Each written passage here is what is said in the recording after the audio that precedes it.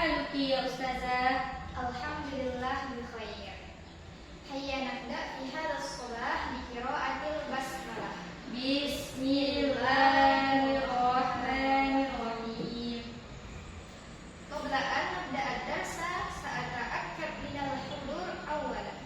Hal kullu thalabah yahdurun? La Ustazah. Alhamdulillah kullukum hadirun. Baik Anda semuanya. Wal'an sanadrusu an jumlatul ismiyah. Sebelum kita masuk kepada materi, Ustazah ingin menyuruh sedikit materi kita pada fi usbu mengenai taksimul kalimah. Oke Anda semua? Oke Ustazah. Apa itu taksimul kalimah? Pembagian kata Ustazah. Di dalam taksimul kalimah ini kita sudah mempelajari bahwa ada 3 poin penting yang kita pelajari kemarin. Yang pertama adalah Isim, kemudian fiil, dan huruf. oke. Ustazah sudah merasa bahwa Anda semuanya sudah memahami materi kita pada minggu lalu.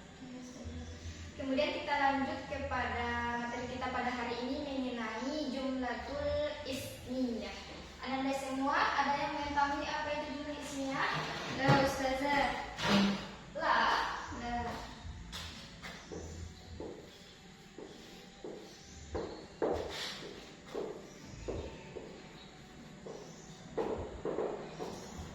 Jumlah ismiyah.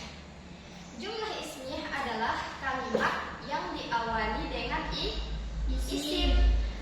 Kemudian, adapun pola kalimat jumlah ismiyah ini terdiri dari isim dan isim, di mana isim yang pertama ini disebut sebagai mubtada, dan isim yang kedua disebut sebagai khobar. Ada yang tahu apa itu mubtada dan khobar? Tidak Ustazah.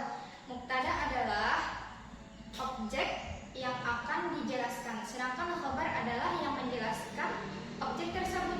Misalnya,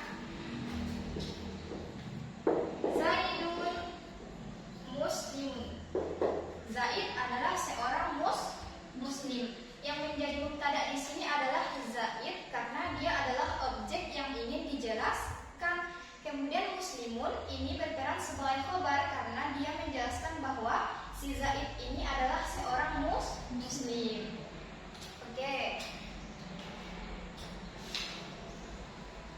Kemudian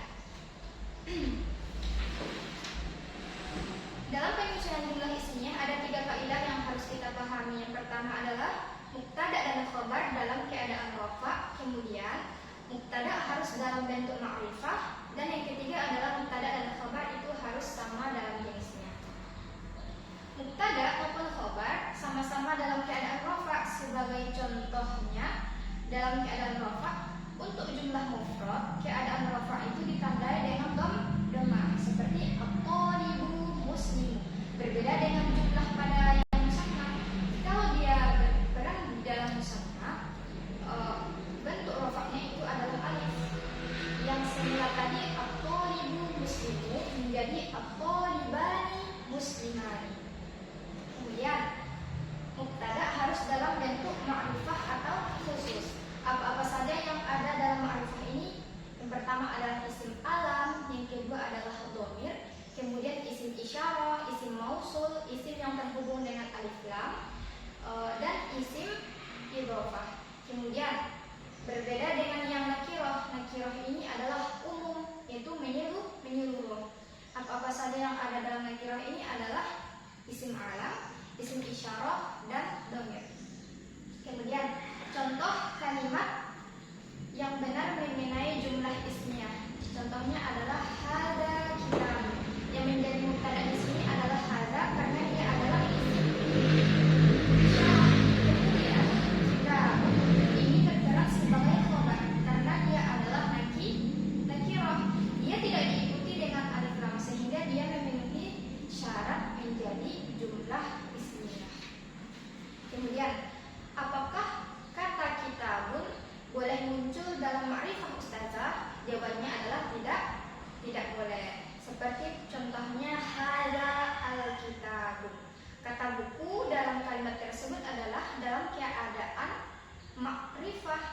yaitu yang maknanya adalah ini buku, bukan buku ini. Nah, dalam kalimat tersebut pasti kita memerlukan sedikit penjelasan dalam kalimat tersebut dengan kalimat yang lebih sempurna. Sebagai contoh, hada alkitabun jadidun, buku ini adalah buku yang baru. Kata jadidun di sini adalah yang sebagai penjelas dari buku tersebut bahwa buku tersebut adalah buku yang baru. Oke, Anda semuanya sampai di sini paham? Paham Ustazah. Ada yang mau ditanyakan? Tidak Ustazah. Baik, Anda semuanya mungkin sampai di sini materi kita pada hari ini. Kita lanjutkan fi usbu' dengan tambahan materi kita adalah jumlah fi'liyah. Oke, sebelum itu kan tadi sudah paham. Sekarang Ustazah ingin bertanya, apa itu jumlah ismiyah? Jumlah ismiyah adalah kalimat yang diawali isim Ustazah. Oke, berarti semuanya sudah paham kan? Iya Ustazah, sudah. Mungkin kita akhiri sampai di sini.